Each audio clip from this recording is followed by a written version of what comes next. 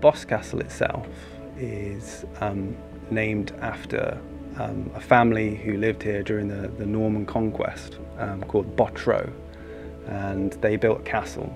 So Boscastle is actually Botro Castle, a Norman name, and they lived sort of up the top of the hill there, on the shoulder of hill between the two rivers that flow down into Boscastle. And it was kind of an important port, at least from like the 16th century, which was when the breakwater was built. And a lot of the cottages in the town here are sort of 15th, 16th century.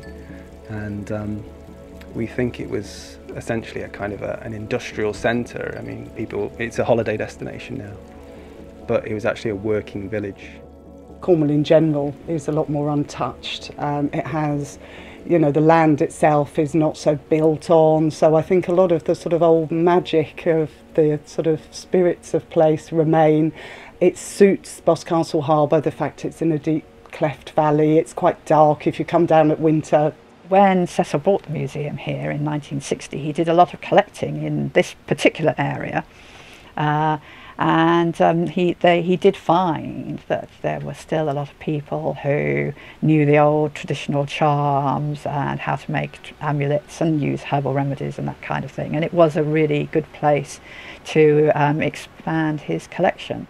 I think it's very important to preserve the magical traditions of Britain, because they're not really taken seriously by any other institutions. I mean, you've got some collections, folklore collections, that talk about this sort of thing, and they talk about it in terms of like superstition and things like that. But I think only here do we as an institution sort of take these beliefs seriously. We try and think about them historically, why they were marginalised, why they stayed here and were so strong and recorded here in this region. We look at them much more as part of the sort of everyday beliefs of normal people, and that's the emphasis really of the collection. It's kind of folk magic. It's stuff that, you know, your grandma, your granddad did. You know, it's not this kind of strange conjurations. It's kind of the sort of magic of everyday life, really. And I think it's important to preserve because it is part of, you know, people's lives. It's, you know, it's not this sort of rarefied thing. Magic's become this sort of a Harry Potter type thing, but it's kind of really rare. But I think the idea of it really is that it was part of most people's kind of worldview for a very long time. And I think when people find out about magic and stuff, and when they come into the museum and they see some of the charms on display, they look at them and they say, oh yeah, you know, I know something similar to that. My, you know, mother used to do this. And so people sort of tap into this sort of wider network of ideas, and I think that's really interesting and really important to preserve that. It's really a collection. There is no other place that collects information from witches and pagans and folklore and everything, and this really is an opportunity for people to come find out a bit more about the British cultural history, because an awful lot of magic and folklore actually it's all part of our sort of cultural history, and that's really important because, you know, often the British don't have much of an identity really, and I think that's one of the reasons people are very surprised. It's lovely when people come in who know nothing at all about magic and witchcraft, and they'll wander around the museum and they'll come out and sort of say, well, I didn't know it was magic, but my auntie used to do this, you know, she used to have this stone, or she used to, you know, say this little charm when I was a child and I was ill and I didn't realise that was witchcraft, and, you know, and it's really trying to show, you know, that's what, it's part of all of us really. It's not a religion, it's not, you know, there isn't one book, one way of doing things, and that's one of the things I like so much about it, is it's sort of the individual's freedom to explore, to experiment, to find out, and to sort of, you know, follow your heart, follow your spirit, and get together with other people and learn from other people of their experiences, and there's a freedom that you just don't really get with anything else, basically, and it becomes part of your life, part of the way you live. Yeah.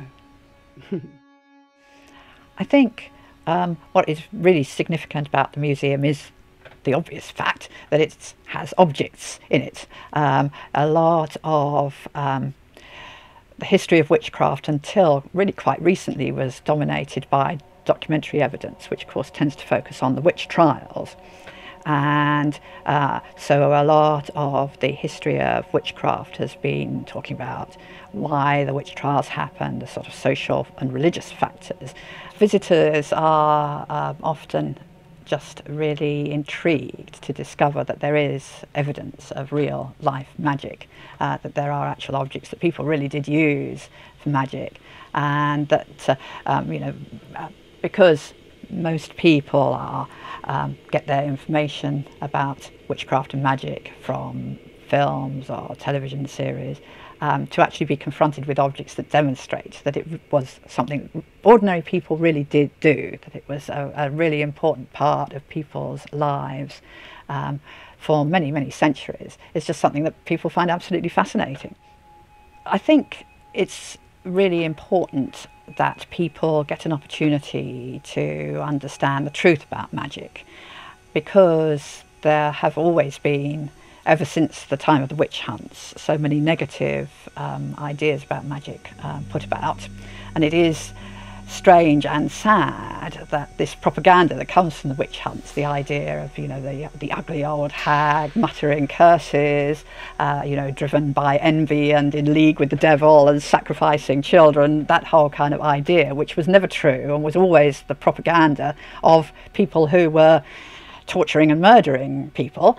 So, completely the kind of propaganda that should be dismissed as rubbish, and yet it's still a very powerful stereotype.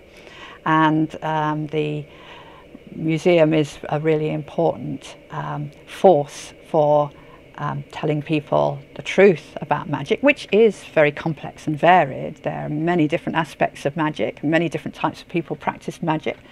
There were educated magicians with their books of magic doing elaborate rituals, and then there were wise women, cunning men who had charms that were handed down in their families for generations, and then there were just ordinary people who picked up these little things like putting a horseshoe on the door, for instance. So a whole wide variety of people who practice magic, and it has many different aspects.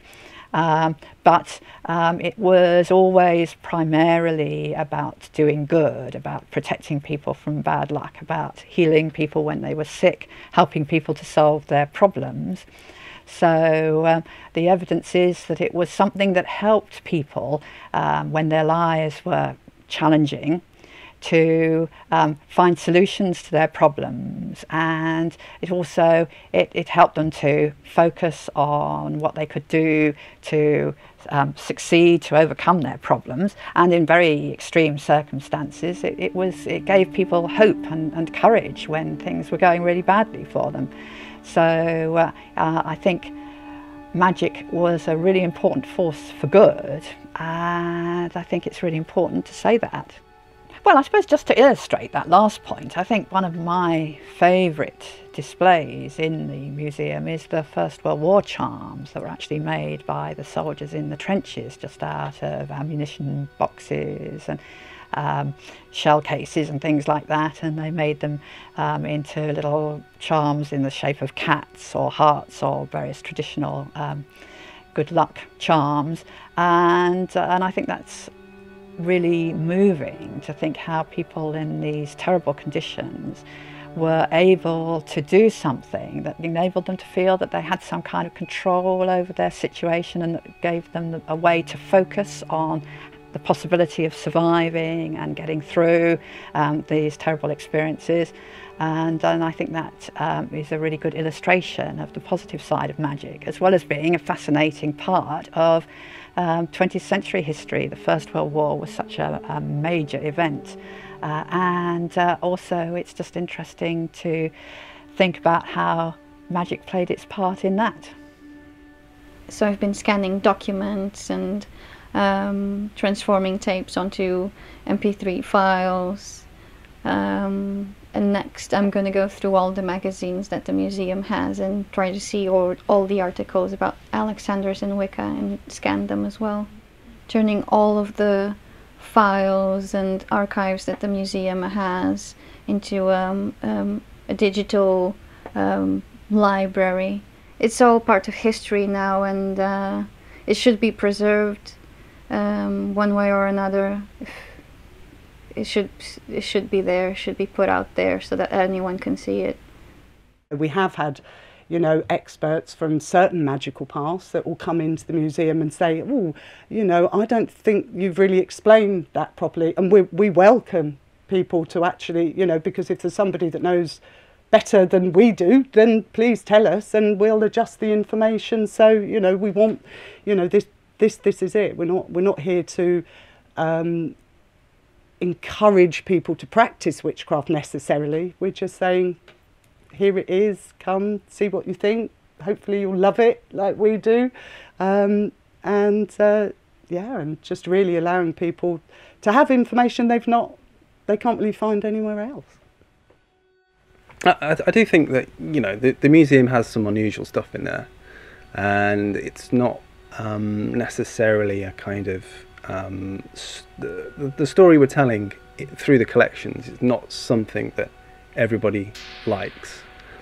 But I think on the one hand you have to say, well, you know, it's a great exercise in just sort of celebrating difference, and you know, it's nice for people to step outside themselves, even if it's just for an hour when they go around and think differently.